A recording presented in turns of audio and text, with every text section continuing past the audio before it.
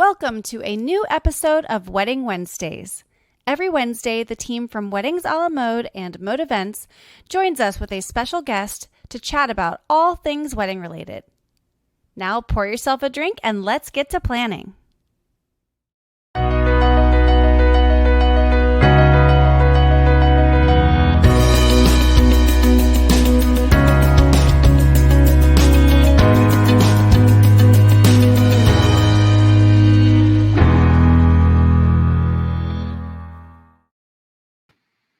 Hello! Happy Wedding Wednesday! I'm having deja vu. I feel like I wear this every day of my life, so this is a repeat outfit. I apologize. Today is the day after the elections here in the United States, and I had too much to drink last night, so bear with me. Hopefully I can keep us entertained. But we have a very special guest today. This is she comes from a company. It's one of my favorite vendors to work with personally, and our company as well enjoys working with this other company. So without further ado, I would love to welcome Lorena Kennedy from Food for Thought. Big round of applause for her. Hi. Hi. Hello. How are you? I'm good. How are you, besides the wine? I'm good. You're drinking wine? Mm-hmm. So I already said this. I'm trying to make myself feel better. I'm drinking water because I drank too much alcohol last night. I do this every election for the presidential election. I stay up way too late. And I know the results are not going to be in. Sometimes, though. Sometimes. Last time I fell asleep at like 9:30 on the couch, and I woke up the next morning, and the decision. Yeah. Last time, 4 years ago, was it like 11:30, 12:30 that we found out? I feel like. I think it was late. I was asleep. So. What time do you normally go to bed? You don't want to know. Sometimes I fall asleep on the couch at 9 o'clock, and sometimes I can stay up until 11. I stayed up until 11 last night. That was late. I was proud of myself. 11's like well, what time do you usually start working in the morning? I stay on my boyfriend's schedule because he actually goes to work. So we wake up at like 6:30, but I start working at like 9:30-ish. Yeah. So. And you've been working from home, or have you been going in? We've been doing a kind of a hybrid. We started doing tastings again in June. So if I have a tasting, I can go to the office. I can go to our venue in the South Loop. For the most part, I would say I work from home, but it's nice to go somewhere else once in a while. So I've been doing that. Yeah. So we have a lot to talk about because COVID has totally taken, I don't want to say taken a hit on the event industry, but kind of. But taking a hit on the event. Yeah. I'm like, I'm going to keep this positive. But first, I should just say that Food for Thought is based in Chicago. Are you in any other markets, or do you focus on Chicago? We actually manage a Blue Cross Blue Shield conference center now in Washington, D.C., I think. But for the most part, our catering operations are in Chicago. That's cool. We'll talk more about, I want to basically dive into how you got started in the industry. You can tell me more about Food for Thought, and we can talk about COVID, but it's important to talk about. So how did you, hi, happy wedding. Hello. How did you get into the private event industry? And has it strictly been weddings from the get-go, or how's that looked for you or worked out? I'm a little bit of an anomaly, I think, in that I didn't come from this industry. I came from something totally different. I think a lot of people either went to culinary school or came from the industry and started working in catering. But I was selling uniforms and facility service products for G&K Services for a few years after college. And if anyone knows anything about the industry, it's not super exciting. Selling uniforms? Selling uniforms, yeah. How did you get into that? I had sales experience. I was one of those callers that would call alumni and ask for money. So I had all of that experience. So I got the sales job based on that experience. And I really liked the people I worked with. And it was completely mobile, which was nice. I liked having the freedom to sort of work where I wanted. But the industry was really not very great. And I didn't like what I was selling. So eventually just started looking for jobs in companies for things that I wanted to do. And I'd always wanted to get into the events industry. It was just really hard when I got out of college. As I'm sure you know, Lindsay, it's like everyone knows everybody. So it's so hard to just get into it. But found food for thought on LinkedIn of all places and applied and actually got the job based on my sales experience. So I was one of the few sales consultants that started as a sales consultant just based on my sales experience. So were you on LinkedIn searching specifically for sales roles? Mm-hmm. Sales roles in the private event industry? I don't know if I was looking, I can't remember if I was looking for like sales jobs in the private event industry. I think I was just looking for like sales executive roles. And then I would filter the companies based on like what they were or what they were selling. I did it that way, but it's like very rare, I think, to get a job off of like LinkedIn. It's kind of like Indeed to me. Like, it's hard. Would you say like, how do I word this? Because I know the answer. I feel like what I'm trying to ask is what skills have you taken from your job selling uniforms? Like, I feel like something from that has got to apply to catering sales in a weird way. Transfer over. Yeah. I mean, I should also mention, like, I really like to cook. I like to bake. Like, my dad's a baker. My mom's a really good cook. So I already had that kind of foodie background that I think you need to work in catering. But I mean, in terms of sales skills, like the whole sales process, like every sales job is almost the same, like getting in touch with the client, presenting what you sell, closing the deal. The only difference with this job is that I physically work with the client the whole way through instead of, selling and then leaving. So, but I mean, like the basic sales skills transfer, which is good for anyone listening who's looking for a sales job.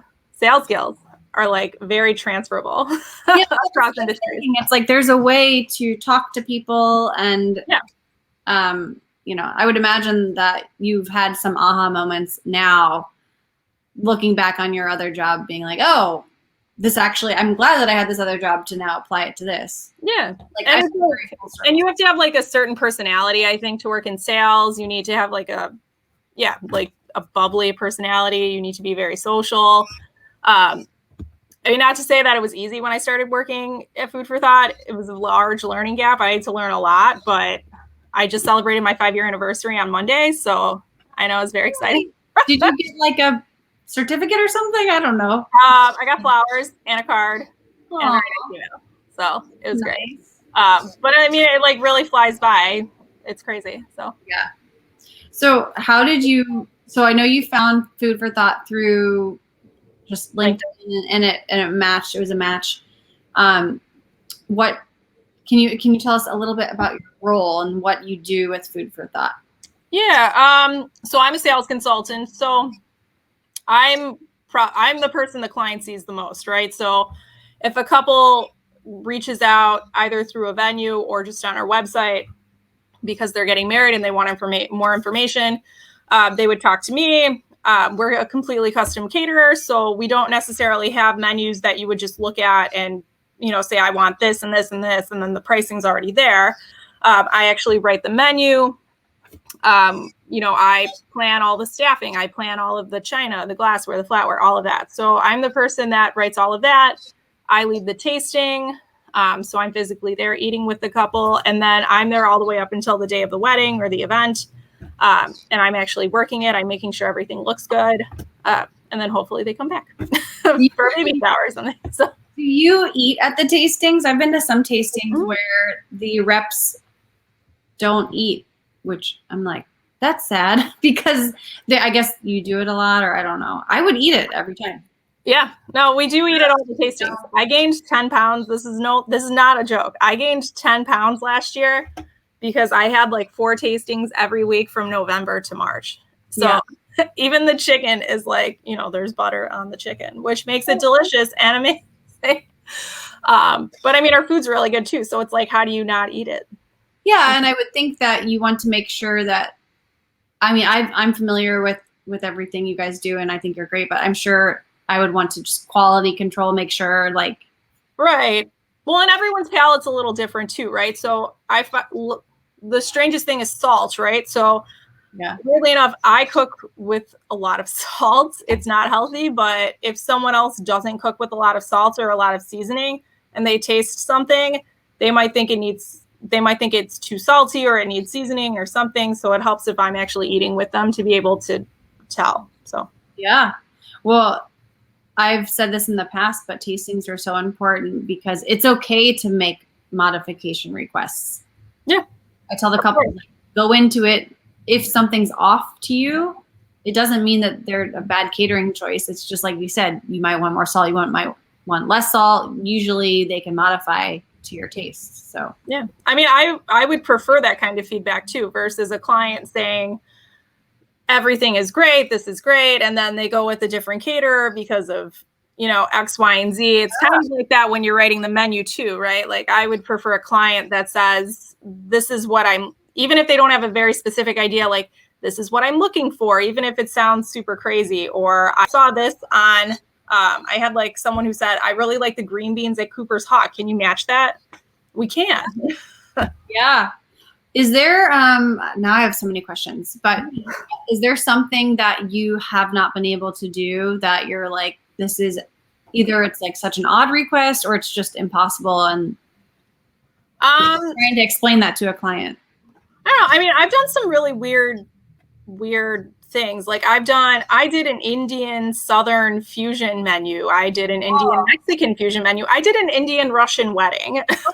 Oh. A lot of Indian fusion, but I mean, we can really do, the only thing the only thing I could see us not being able to do is if you want, like with Indian food, especially, like if you want super, super authentic Indian food, like you're better off going through an Indian restaurant and having us do everything else. Because we can do more of the fusion stuff. But otherwise, I mean, I think the sky's the limit. You can really do whatever you're looking for. Like not a horror story, but there's always that one client that sticks out in your brain. You're like, they asked me to serve elephant or something. Like, I'm trying to think if there's someone. I mean, sometimes it just, like, I just had a client come in for a tasting yesterday, and they had a cocktail they wanted to do that needs like one of those frozen drink machine things, like a slushie. Yeah. Those things, I don't know if you've ever tried to find them, Lindsay. You can't rent them. I have not tried to source that. It's hard to, like, you can't rent them because there are too many moving parts or something. So something like that, I guess, like, unless we bought the machine, we wouldn't be able to do it. I wonder if you could ask a local restaurant or someone who already owns it if you can like rent it from them. Yeah, it actually was good luck. Like the groom sells industrial restaurant equipment, so he might just buy one. But stuff like that, it would be like a sourcing issue that we wouldn't be able to do. So yeah, I feel like that's a lot of our job, whether you're a caterer or wedding planner, anyone in the wedding field. There's a couple parts, but educating the couple and then also managing expectations and finding solutions. Because you never want to say no.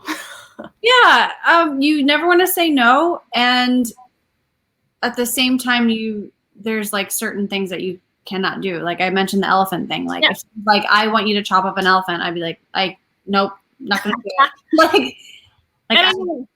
On like the catering side, there are some things that don't transfer well to offsite catering. Like waffles are a good example. Like it's really hard to get super, super crispy waffles on site because with the way we cook with caves and sterno heat, it's just hard to get things that crispy. And sterno, just for people, it looks like I'm like touching my boobs. It's like sterno's like, so if people don't know watching, it's the chafing dish and the sterno keeps it heated underneath. Mm-hmm. Yeah. Yep. So we cook the way we cook is with enclosed metal box, like tall metal boxes on wheels. And then if you put enough sterno into it, it turns into an oven.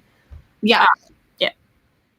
I mean, it's just being honest with the couple too. Like, I want to do this for you, but it's probably not going to turn out how you want it to be. I can't think of an example, but like ice cream cones sitting out for 5 hours. Right. Exactly. Yeah. Like ice cream's a really good example.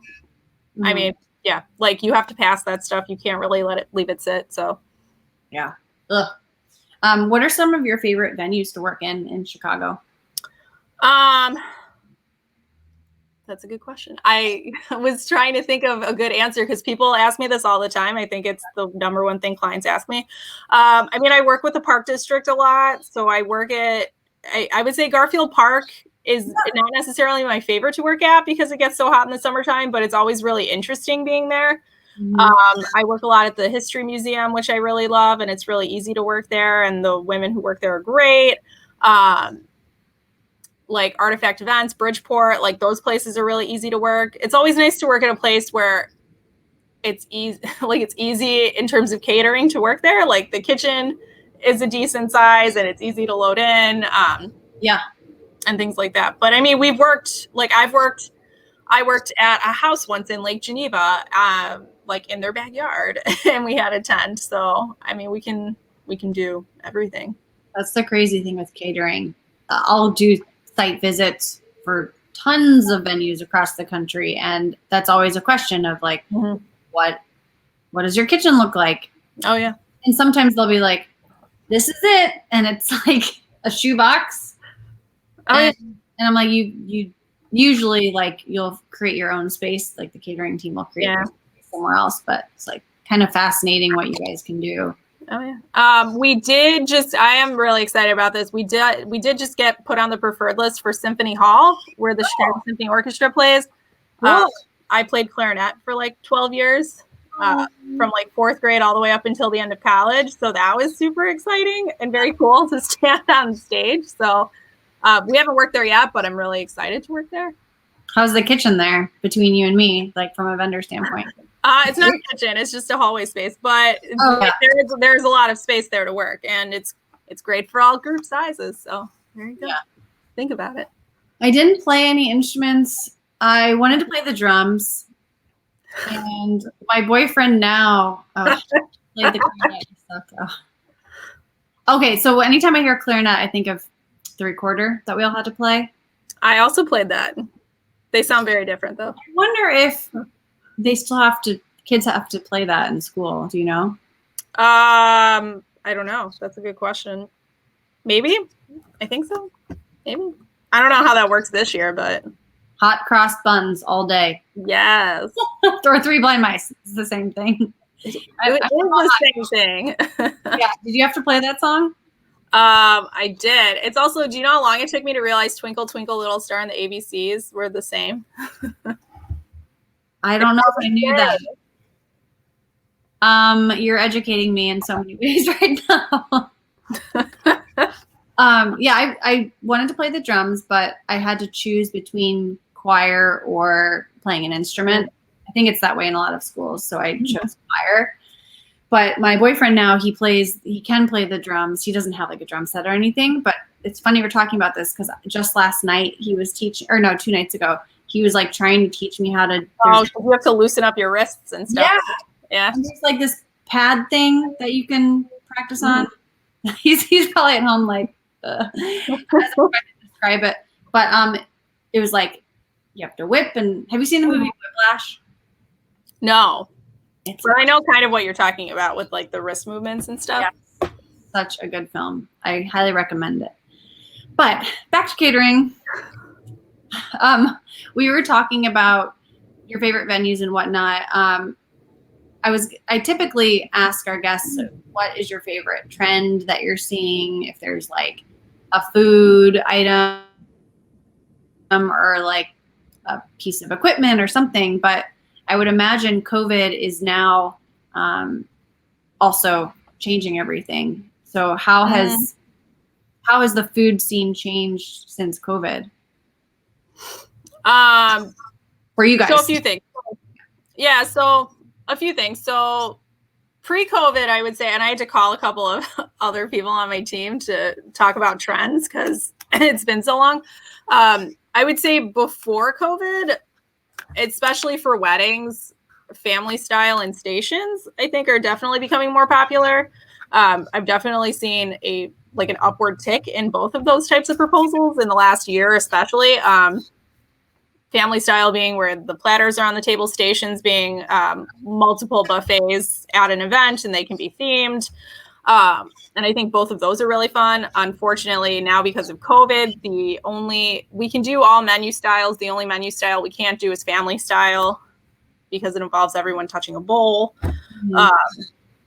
And then also, I would say pre-COVID, definitely like interaction, like guest interaction with stations, like props and things like that, not just with us, but I would say with catering, countrywide.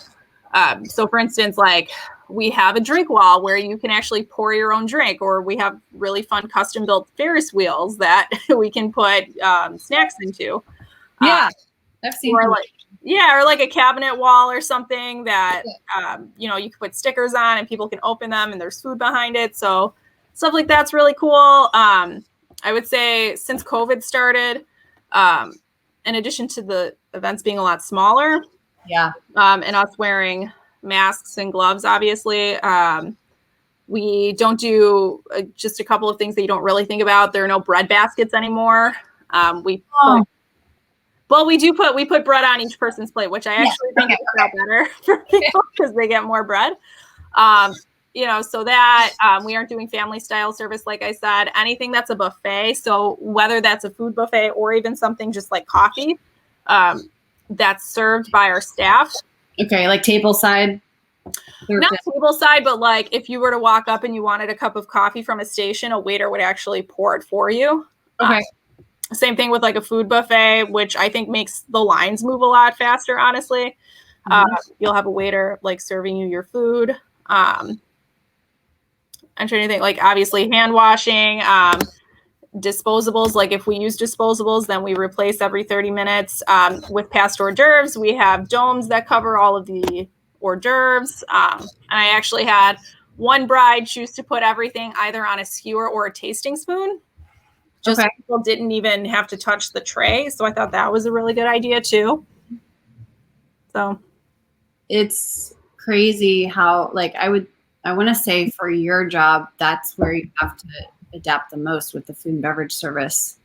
Because like a photographer and a videographer, from what I imagine, they don't have to change too much in their procedures. I mean, they have to wear masks, hopefully. But catering, it's like you have to really adapt. The word pivot comes to mind. Pivot. So you mentioned smaller groups. You guys are doing a to-go menu. Is that right? Yeah, we've always had a drop-off division. So in addition to full service would be obviously where I work, where we do a lot of our weddings. But we've also always done drop-off. But we've really pivoted in the drop-off section of things. So in addition to doing like our basic drop-off menu, we also have individual meals that we can send to people so they aren't necessarily going through a buffet. But then also we've seen a lot of people, both socially, but also like for nonprofits and corporate, doing like individual charcuterie boxes or like individual specialty cocktail mixes or things like that. So how does the specialty cocktail mix work? Can you ship the alcohol, or do they have to use their own alcohol? The way we did it, it was one of Anna Ditton's events. Oh yeah, she's my neighbor, by the way. That's funny. So it wasn't, we didn't ship anything. It was more like we had, we would either deliver or people would pick up. Okay. Like from a specific location. Okay. Speaking of Anna, who you work with, I feel like Food for Thought like owns Chicago. I feel like you guys are everywhere, which is great. Once you hear of us, you'll see our trucks everywhere.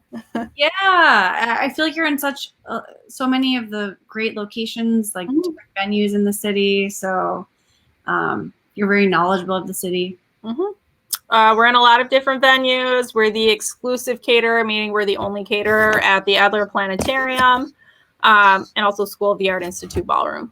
Yep.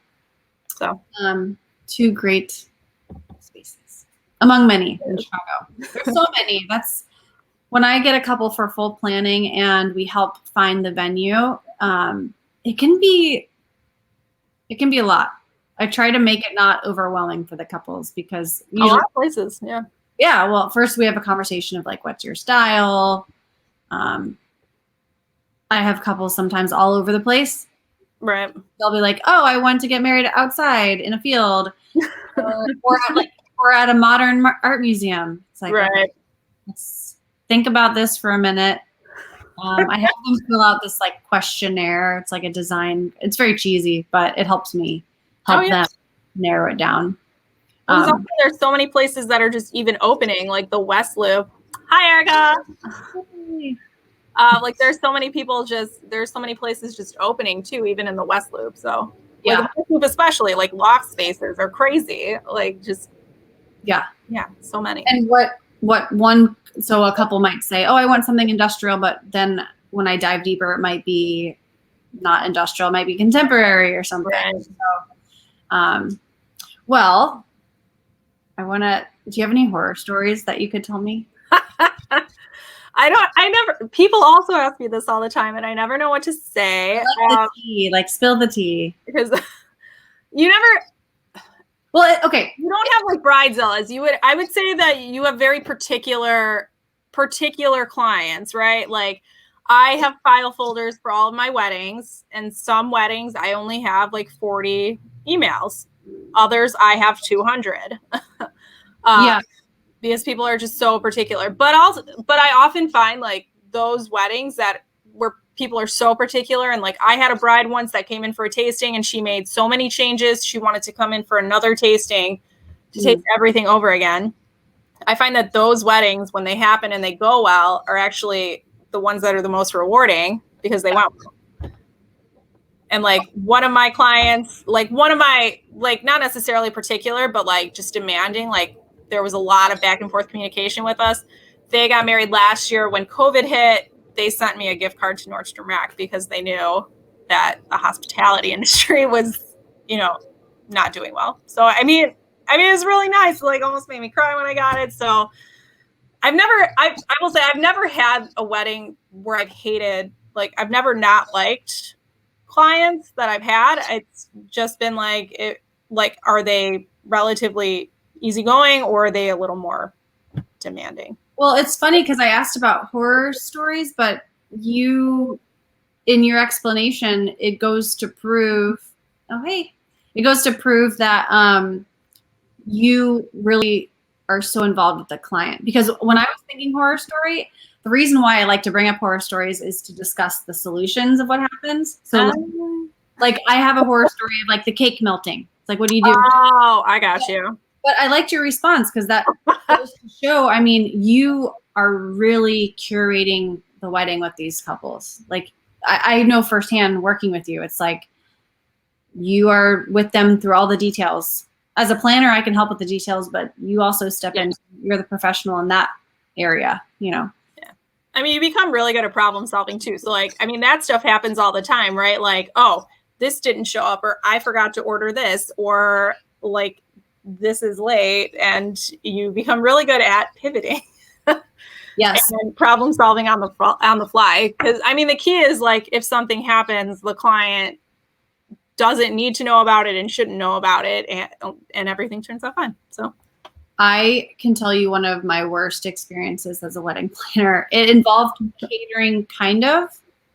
Everything kind of involves catering, really, when it comes to weddings, because it's such a large portion. But somehow the favors were missed. It actually doesn't involve catering. I was thinking it did because there were wine charms, and the groom's mom handmade the wine charms, and they went missing. And it's like, what's the solution? Because the groom's mom handmade them. Right. So what did you do? I told the groom's mom because it was discovered earlier in the day. I wouldn't say around like lunchtime, and money wasn't until like 4 or 5, whatever. So like they're getting ready because we had them. Like the couple gave us all of their stuff, and then we took all the stuff to the venue, right? And so we had them at a certain point, and then all of a sudden they were gone. And I don't know if they were thrown away or misplaced by someone because they were at the venue at this point. And at that point, you have all these vendors there. So I just had to find a very strategic time. I was like, I have to tell the groom's mom because God. Well, they're supposed to be at each place setting. It'd be different Right. if at the end of the night we put out a basket of the favors and people grab them as they leave. It wouldn't be as obvious that they're missing, but we were supposed to put them at each place setting. So when the groom's mom would sit down, she would probably see, Notice it, yeah. why is this not here? So I wanted to address it in advance to her discovering this, right? So the whole time I'm just wanting them to have a happy ceremony, and just get married and be happy, you know. So I waited till after the ceremony happened, and then during cocktail hour. And that's when I pulled the groom's mom aside and I was like, just want to let you know that we are not able to locate the favors, and we are still looking for them, but they probably won't turn up, is what I had to say. And she, like, understandably so, looked very sad. She was so classy. She was such a classy woman. She could have freaked out. She could have been like, what the heck? But she was so lovely. And she said, okay, thank you for letting me know. I know, though, oh my God. I know how much time she had spent. Did you ever find them? We never found them. Oh my God. So they had to have been thrown away accidentally. I mean, what is the other option? Like, why would someone, unless someone wants 200 wine charms? Yeah, so, but I always associate that with catering, even though it's really just like. I feel like everything kind of revolves around catering. So, yeah, linens. I'm trying to think of all the things. Like, sometimes linens are ordered incorrectly, so like swap things out. Oh yeah, it happens all the time. Yeah, but no one can tell. That's the whole, because we're so good at our job. Yeah. And like this high boy linen can go in the barn. Oh, this bar wrap can be this and this and this and this and this. So yeah. You know what one of my biggest nightmares is in terms of weddings is I'm so scared of a table collapsing. That happened at one of my weddings. I didn't find out about it until the day after. It was like after, it was at Shea. And it was after dinner, thank God. But I guess the whole thing just, yeah, I can't. Okay, I read a story that like a little boy, this is Debbie Downer, and I always go in like a very dark place, so sorry about that. But there was a wedding somewhere, you can Google this, but you shouldn't because it's horrible. But there was like a little boy that was like playing under a table. Oh my God. It's like my worst nightmare. Oh, sorry. This is like an uplifting show. I'm like, this weddings and happy. But I, as a planner and maybe just a wedding vendor in general, I think of like doom, which is everything that can go wrong. Yeah. I mean, that's what's in my brain. Meanwhile, wedding is happening. It's like, wait, Erica's comment. Wait, this is so funny so Erica used to work for us. So she had an event, and the supervisor, it's really funny because he'll tell you to this day, he has no idea how it happened. Like the salad, and it was like basil stewed berries, so like blackberries and blueberries and stuff. It was in his hand and then just like flipped onto the bride's dress, which was lace, and just everywhere. And lace, I would assume, absorbs. Yeah, and I don't think we could get it out. Yeah, so that's my worst nightmare, is spilling something on the bride. Yeah, I used to bartend for a long time. I remember you can do like white wine or soda water for stains. I don't know. I've heard of that. Yeah, soda water especially. Oh my gosh. Yeah, why are horror stories so fun? I don't know. They're not at the time. Now I'm just like thinking of it all. Oh God. It's just insane the stuff we see. Oh yeah.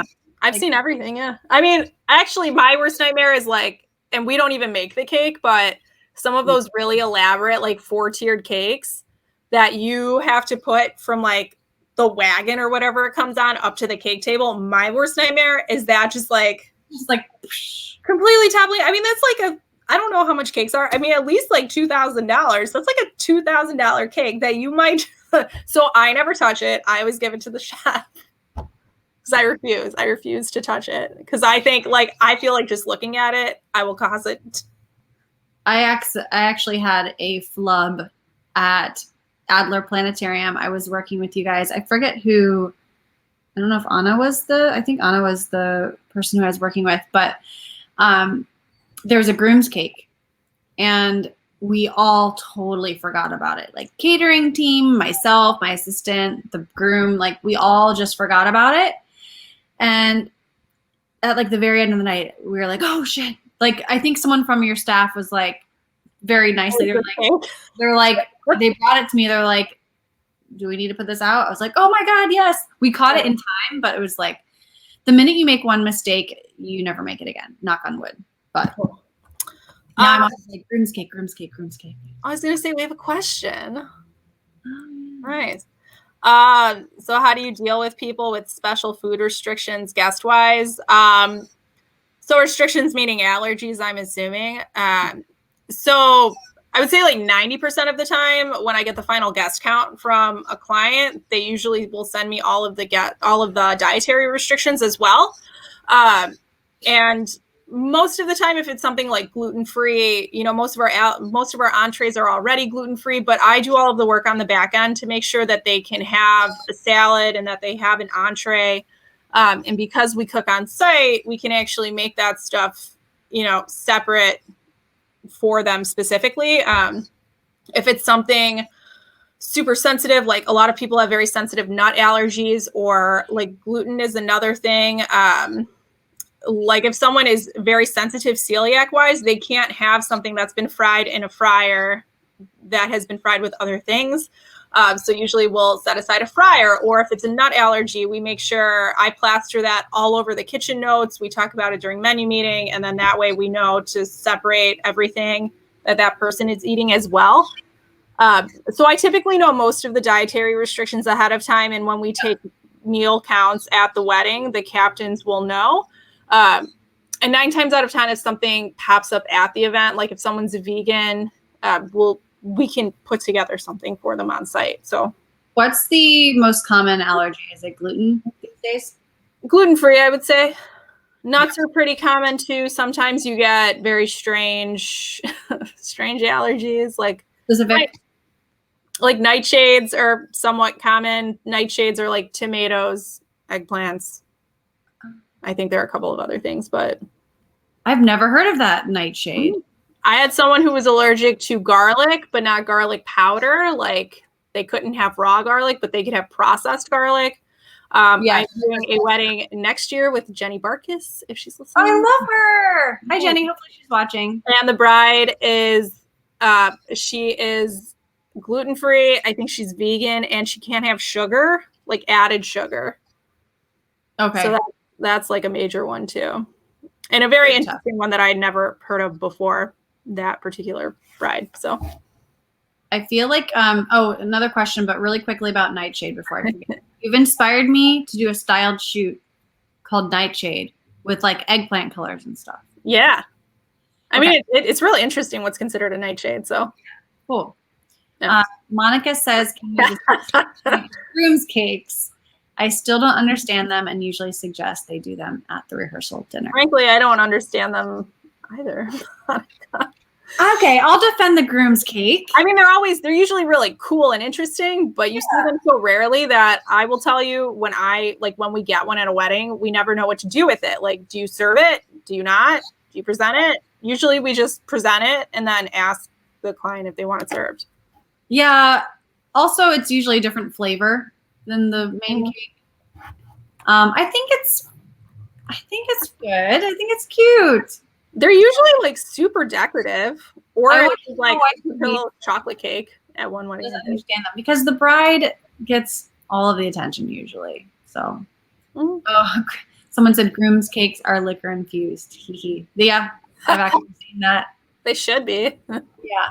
Well, it is a good point of like who gets to eat it because it's a smaller cake. So if you have a cake to serve everyone, I guess that's the few times I've had groom's cakes, they've actually saved the groom's cake for themselves. Oh, see, that's a good idea. But then it's like, why tease everybody with this amazing cake? Yeah. Well, it's more like every time I've had a groom's cake, I didn't know it was coming. So it was always like a surprise. And then we didn't know what to do with it. So we would just show it off. So Erica's done golf ball cake pops. That's cute. That's a good alternative. Like cake pop. Oh, I remember those. Yeah.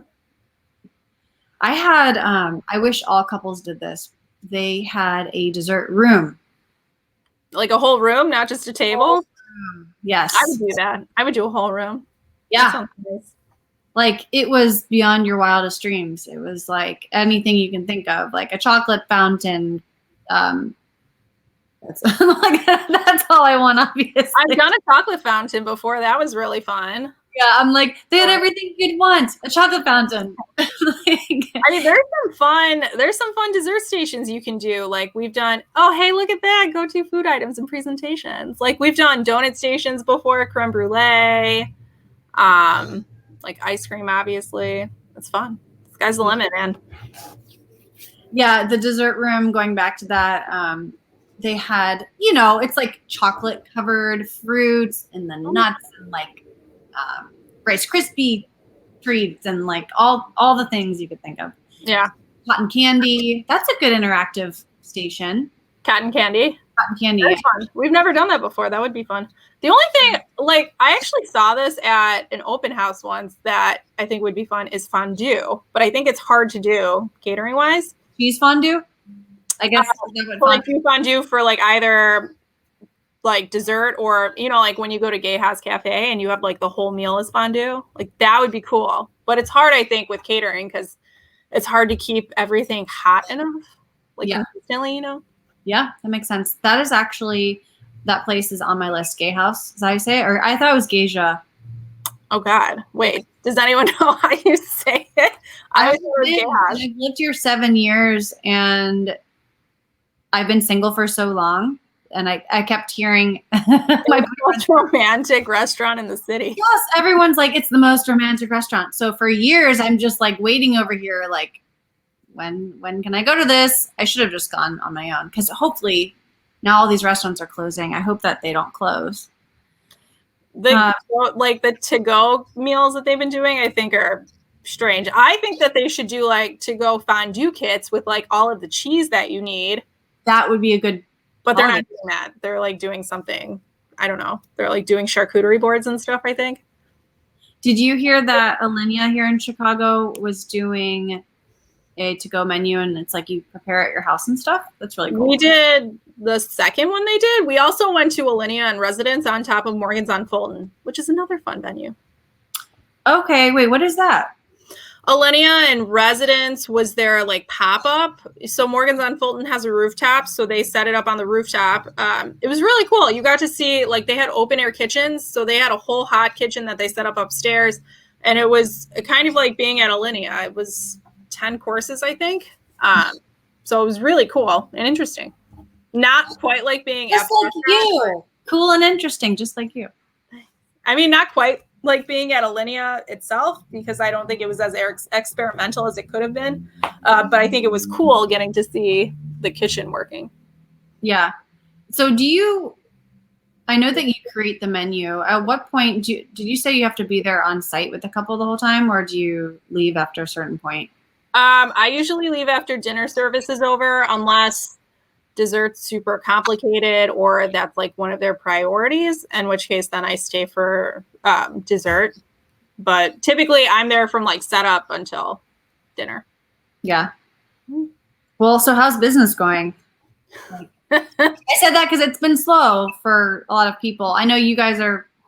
It hasn't been super busy. I would say it was fairly steady with smaller events. I mean, I've done like maybe 5 to 10 since, you know, we could start doing them. So like, I think July was my first one, but I don't have any. I have like one small event on the 14th and that's it. So, I mean, but we are doing a lot of tastings. Like I have 4 tastings this week. So the good news is that like 2021 business seems to be fairly steady. I think the hard thing is a lot of us don't really know when things will, you know, pick up in 2021. I think a lot of us are thinking like June, July. But I mean, the good news is that like 2021 and 2022 look like they're going to be really great. The bad news is that we all have a lot of free time right now. Or good news. Our team is focusing, just like your team, I'm sure, is focusing on things that we normally wouldn't have time to. Oh, yeah. I've never had this many free weekends in a row. It's kind of liberating. Yeah, enjoy life. I totally meant to ask you this sooner. So we still have a good 10, 15 minutes to chat, which is awesome. Mm. But I was thinking, I've been seeing in a lot of our Facebook groups between wedding vendor friends, a lot of questions have come up in Chicago specifically about this whole new rule of no indoor dining versus it's like no indoor dining, but 25 people can gather. Right. Do you know offhand, not that you're like going to speak for the world, but like, I think in a private event space you can eat, but not at a restaurant. Is that right? Right. So I had a couple of clients reach out asking if they could still do their tasting this week. Yeah. So we're not a restaurant, so our tastings are considered special gatherings, right? Like we're an event space. Just like if you were having an event at a venue, it's not like you're at a restaurant, you're doing a special gathering. So yeah, that's what I would imagine. And yeah. I had a couple, they were getting married at Gibson's Italia for dinner.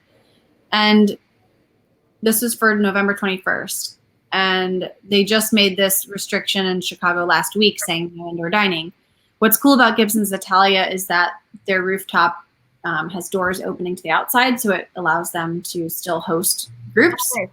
My particular couple, they've been through the ringer like so many couples have. They originally were supposed to get married in April of this year, and then we pushed to November, hoping that it would be okay in November. Even we talked about a second wave, and we actually advised all of our couples of 2020 to move to 2021 because things were so unknown.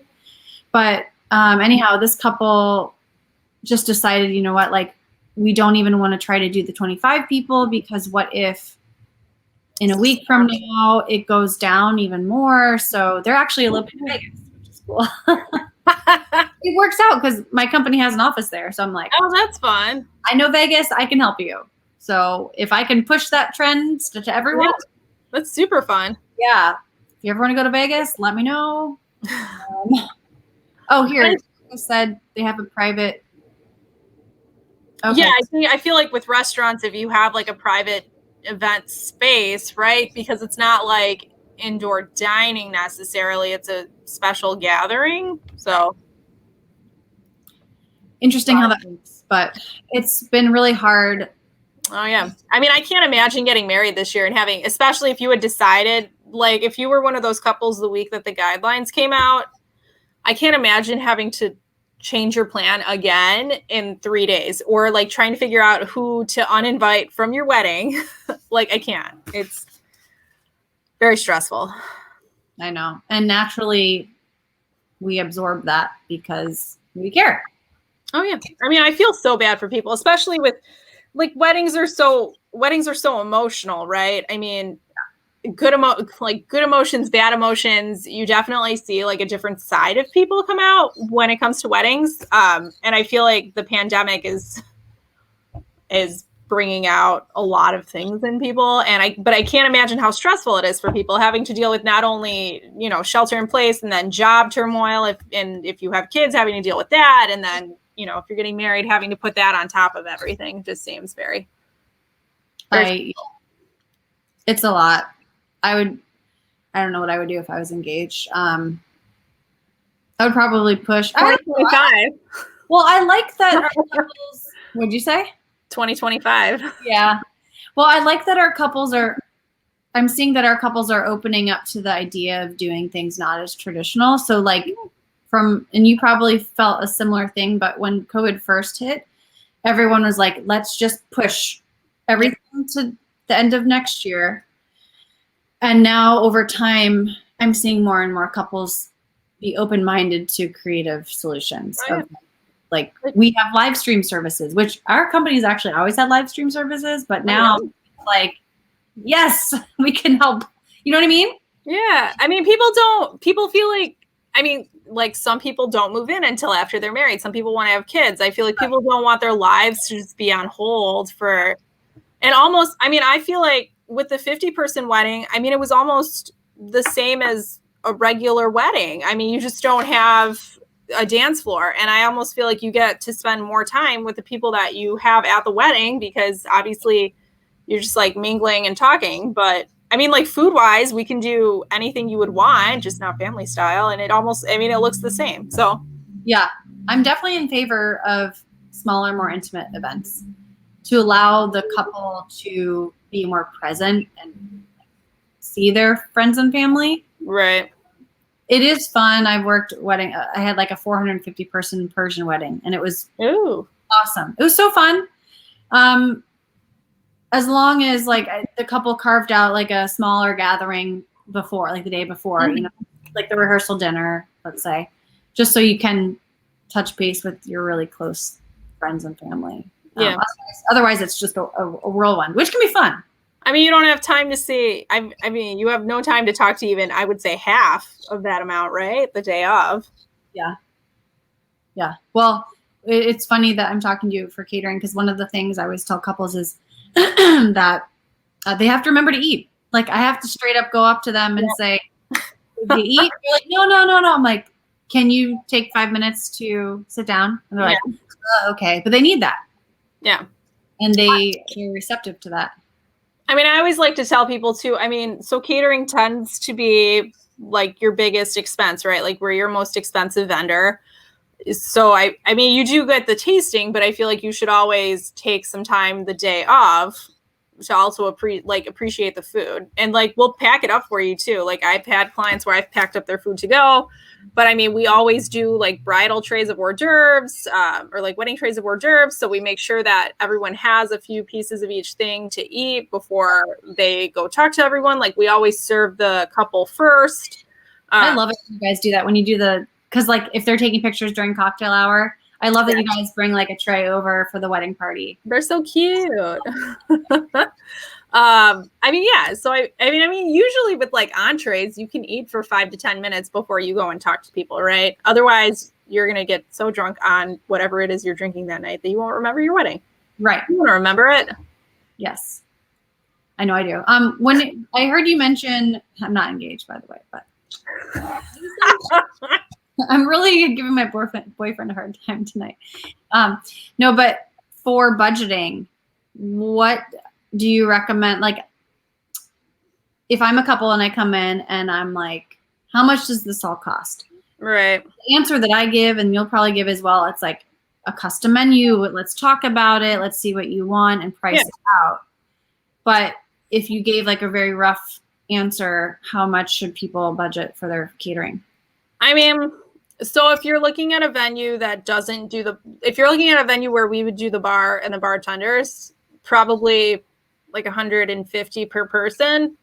That would be like food, beverage, staffing, like china, glassware, flatware, linen, all of that stuff.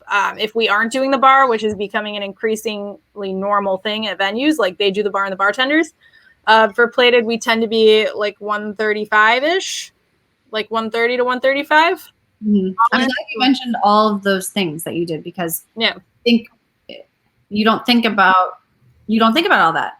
Right. Like a lot of people will just budget for food, right? Like bar, but it's really everything at once. And like a lot of people, like the biggest thing with catering that I see is that people don't really understand the scope of what we do, right? Like they think that we just come in and we drop off the food. And I don't know if it's because if it's like a city thing what we do, or because I've been to a lot of weddings in a lot of different parts of the country where maybe it's different, but I mean, a lot of people are like, so do you do the setup? Like, what's the staff do? But I mean, we really take care of like everything for you. I mean, besides us, I mean, for your reception, you would really just need like decor, DJ, photo, video, like entertainment, you know? Yeah. I think what happens from my experience in talking to couples is they think the catering bill should reflect, like they think of a restaurant, like going to a restaurant. Right. So if I say, oh, okay, this catering bill, when you do the breakdown, it's about $200 a person, let's say. Yeah. And they'll be like, $200 a person. If I go to a restaurant, I can get like a nice meal for $50 or whatever. Right. But to your point, you mentioned there's the china and the tables and the chairs and the linens. Sometimes, depends on the venue. But staff, and I'll even have couples, understandably so, trying to find ways to cut the budget, and they'll ask me, can we just it looks like there's a server for every table, can we do whatever? And the answer is, this is the way that the catering team runs their business. Like, this is how they're choosing, this is the service level that they want to provide. Right. So while I get you want to cut costs, it's not the smartest thing because you, at the end of the day, if you cut servers, then the food's going to come out slower and it's Right. going to be colder, and it's just, it impacts things like that. Oh, yeah. And I mean, if you look at just the food cost, I mean, food cost is pretty comparable, I would think, to a restaurant. Same thing with, you should have eaten at your wedding. Like food cost, I would think is pretty comparable to a restaurant. Same thing with alcohol. Like a lot of times we get a lot of pushback on what we sell, alcohol for in cases of wine for. But if you think about it, you go to a restaurant and you'll pay $50 for a bottle of wine that you could buy for $15 at the grocery store. So it's the same markup. It's the experience. It's the same markup, yeah. And it's not even just the experience, it's all those things. Like, because I used to bartend for years, and I would see the cost difference, like charging a bottle, exactly what you're saying. This bottle of wine, there's a markup, but it's to make up for the rent of the building. And right. Or it's like there are two middlemen, right? Like your distributor gets it from the person that it's made by, and then we get it from the distributor. So you're paying for like all of these different markups, Yeah. I keep checking my phone for the election results as if they're going to come in. Has anything happened? No. Nope. We keep hoping the president will be announced. Yeah, we were joking. We're like, what if it happens while we're on the live broadcast? We'll be breaking news. But this is super helpful. I can't believe we're almost to the hour. So I'm going to wrap it up.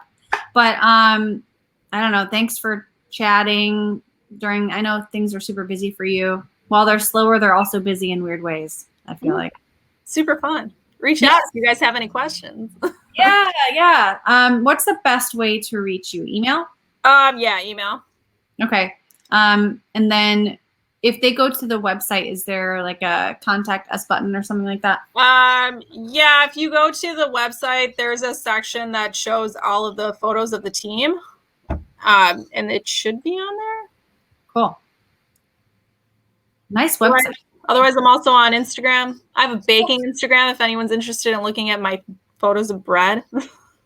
Really? You're a baker. It's my quarantine baby. What's your favorite bread that you've made?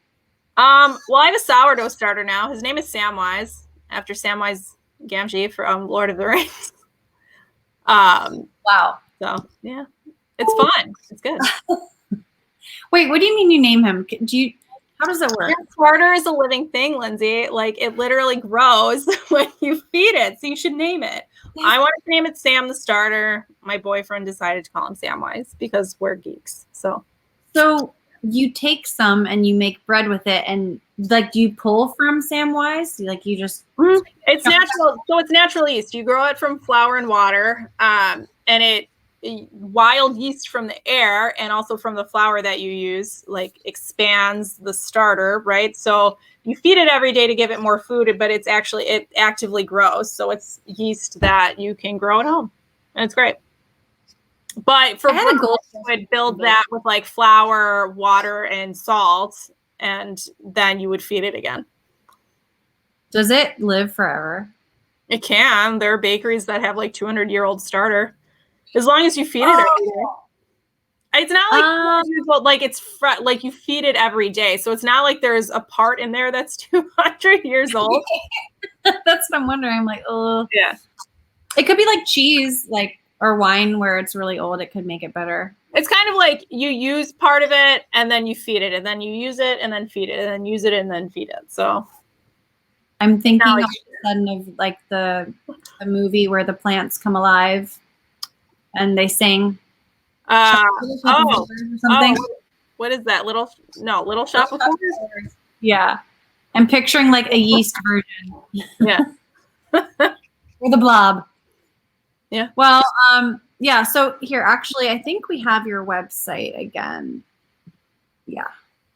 Awesome. So if anyone has any questions, email Lorena, and you can email us as well. Anything wedding related. Well, lots of jazzy stuff happening. Cool. Well, thank you again for being with us. Yeah, this was super fun. Do it again. Yes. Thanks for having me. COVID, hopefully. Yeah. Have a good night. Bye. Thank you. Bye. Oh, she's the best. Well, like I said, if you have any questions, feel free to email us at weddings@mode-event.com. Ooh, I just noticed you can see my glitter here. I threw some on to spice up the Wednesday a little bit more. But would love to see you guys next week. We do this every Wednesday. Every Wednesday we have a different vendor friend join us to talk about all things wedding related. So hope to see you next week at 7 o'clock Central, and have a great night. Bye, guys.